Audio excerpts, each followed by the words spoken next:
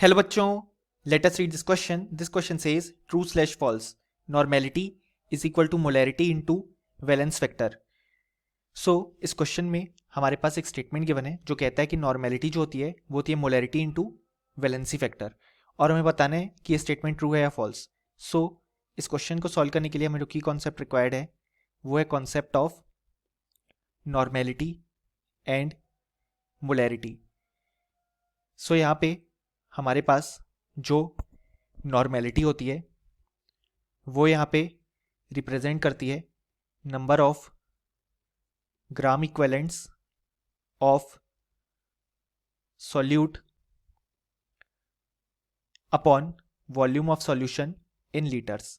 यानी कि basically normality हमें बता रही है कि कितने ग्राम इक्विवेलेंट्स ऑफ सॉल्यूट प्रेजेंट हैं इन the given volume of solution.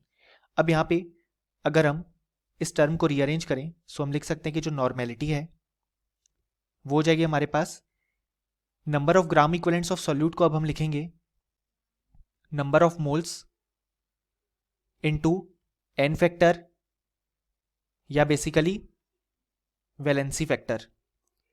अब यहाँ पे जो एन फैक्टर है वो हमारे पास हर स्पीशीज के लिए डिफरेंटली कैलकुलेट होता है.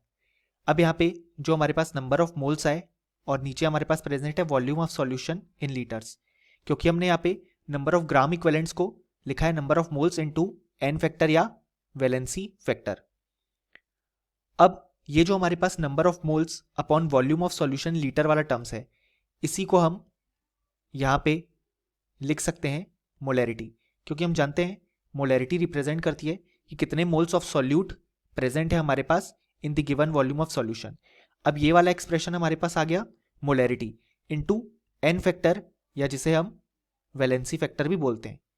सो हम देख सकते हैं कि हमारे पास नॉर्मेलिटी और मोलैरिटी के बीच ये रिलेशन निकल के आया है और यही एग्जैक्ट रिलेशन हमें क्वेश्चन में भी गिवन है. सो क्वेश्चन में गिवन स्टेटमेंट बिल्कुल ट्रू हो जाएगा और फाइनली हमें बोल सकते हैं कि इस क्वेश्चन का जो करेक्ट आंसर आया हमारे पास वो आया true. Hope you understood it well. Best of luck.